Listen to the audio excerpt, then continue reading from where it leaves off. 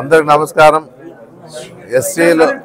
ఎస్టీలంతా ఈరోజు పెద్దలు యువత అందరు ఇక్కడ కలిసికట్టుగా ఇక్కడ రావడం జరిగింది. అంటే ఇక్కడ మన ఆదోనే కాకుండా మంత్రాలయం నుంచి వచ్చారు, యమీనూరు నుంచి వచ్చారు, చాలామంది కోసి నుంచి వచ్చారు.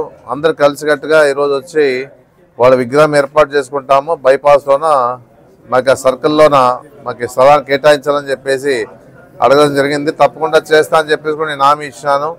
ఏదున్నా ఒక మంచి ఆలోచనతో వాళ్ళ విగ్రహాన్ని ఏర్పాటు చేసుకోవాలన్నారు కాబట్టి ఖచ్చితంగా వాళ్ళ కులానికి సంబంధించిన విగ్రహానికి స్థలం ఏర్పాటు చేస్తా అని చెప్పేసి కూడా నేను హామీ ఇస్తా ఉన్నాను. ఏదున్నా గతం నుంచి కూడా కొన్ని ఏండ్లుగా వీళ్ళందరూ కూడా మాతోనే మా వెంటే నడుస్తూ ఉన్నారు.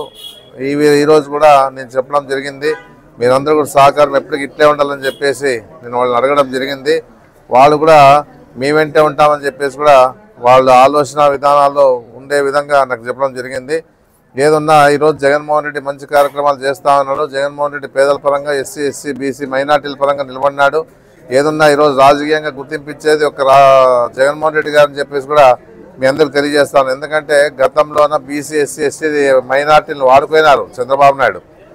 ఆ విధంగా వాడుకొని వదిలేసినారే కానీ ఏ రోజు కూడా రాజకీయంగా కానీ ఎదుగునిచ్చే పరిస్థితి చేయలేదు. ఈరోజు జగన్మోహన్ రెడ్డి గద్దె దించాలని చెప్పేసి ఉద్దేశంతో వీళ్ళంతా పవన్ కళ్యాణ్, చంద్రబాబు నాయుడు ఏకమై ఏదో రకంగా అధికారంలోకి రావాలని ప్రయత్నాలు చేస్తాడు. అంటే ప్రజలు కాదు, వాళ్ళకి ప్రజలకు సేవ చేస్తామనే కార్యక్రమంగా జగన్మోహన్ రెడ్డి గద్దె దించాలని చెప్పేసి ఆ ఆలోచనతోనే ముందుకు వస్తాను. అందుకే ఏదున్నా కూడా ఈరోజు ఉండే పరిస్థితుల్లో భీమిలిలో మీటింగ్ ఏర్పాటు చేసినాడు జగన్మోహన్ రెడ్డి గారు, దెందులూరులో ఏర్పాటు చేసినాడు. ప్రజలు ఏ విధంగా తరలిస్తారో చూస్తా ఉన్నారు. జగన్మోహన్ రెడ్డిని ఓడించే పరిస్థితి ఎవరి శాత కాదని చెప్పేసి చెప్పడం జరుగుతూ ఉంది. ఎందుకంటే ప్రజలు అండగా నిలబడినారు కాబట్టి ఆయన మళ్ళీ ముఖ్యమంత్రి గ్యారంటీగా చేస్తారని చెప్పేసి వాళ్ళు మెసేజ్ ఇవ్వడం జరిగిందని చెప్పేసి కూడా నేను చెప్పడం జరుగుతూ ఉంది. ఏదన్నా ఇప్పుడుండే పరిస్థితుల్లో పెత్తందాలకి పేదోళ్ళకి మధ్య పోరాటం ఇది. అందుకే ఏదున్నా కూడా సిద్ధమనే కార్యక్రమాన్ని చేసుకుంటూ ముందుకు పోతాను. ఎప్పుడు వచ్చినా ఎన్నికలు వచ్చినా రెడీగా ఉన్నామని చెప్పేసి సిద్ధంగా ఉన్నామని చెప్పేసి కూడా జగన్మోహన్ రెడ్డి మెసేజ్ ఇస్తా జరుగుతూ ఉంది.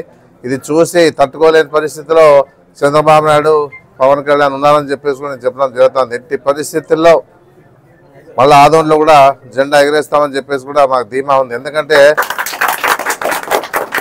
జగన్మోహన్ రెడ్డి చేసిన కార్యక్రమాలు ప్రతి ఒక్కటి కూడా అందరికి అందిస్తున్నాం. ముఖ్యంగా జగన్మోహన్ రెడ్డి గారు పేదల తరపు నిలబడినాడు కాబట్టి విద్యకి, వైద్యానికి ప్రాధాన్యత ఇస్తున్నాడు. ఇంగ్లీష్ మీడియం ఏర్పాటు చేశాడు, గోరుముద్ద తినిపిస్తా ఉన్నాడు, విద్యాకానికి ఇస్తా ఉన్నాడు, అన్ని రకాలుగా వైద్యపరంగా కూడా మెడికల్ కాలేజ్ ఇచ్చినాడు. ఈరోజు పేదలకు సహకరించేదానికి మెడికల్ కాలేజ్ ఇచ్చినాడు. ఏ రకంగా చూసినా కూడా ఈరోజు ఉండే పరిస్థితిలో బైపాస్ రోడ్ ఇచ్చినాడు, డిగ్రీ కాలేజ్ ఇచ్చినాడు. ఇన్ని రకాలుగా ఆదోనికి సంబంధించిన అవన్నీ కూడా ఈరోజు ప్రతి ఒక్కటి మనం అడిగిన వెంటనే ఇవ్వడం జరిగిందని చెప్పేసి కూడా నేను చెప్పడం జరుగుతూ ఉంది. ఏదన్నా ఇలాంటి వ్యక్తి ముఖ్యమంత్రిగా ఉంటే రాష్ట్రం ముందుకు పోతా అని చెప్పేసి కూడా నేను చెప్పడం జరుగుతూ ఉంది. ఏ విధంగా అభివృద్ధి చేస్తా ఉన్నాడో, ఏ విధంగా సంక్షేమ ఫలాలు అందిస్తూ ఉన్నాడో ఈరోజు ప్రజలందరూ కూడా గుర్తిస్తా ఉన్నారు. ఎన్ని రకాలుగా కుయుక్తులు, కుతంత్రాలు చేసినా చంద్రబాబు నాయుడు కానీ, పవన్ కళ్యాణ్ కానీ ఏం చేసినా కూడా ప్రజల ముందు మీ ఆటలు సాగమని చెప్పేసి కూడా నేను గట్టిగా చెప్పగలుగుతా ఉన్నాను. ఎందుకంటే ప్రజల్లో ఒక ముద్ర ఏర్పడింది జగన్మోహన్ రెడ్డి గారికి. ఏదున్నా కూడా ఆయన చేస్తాడో నమ్మకం ఏర్పడింది.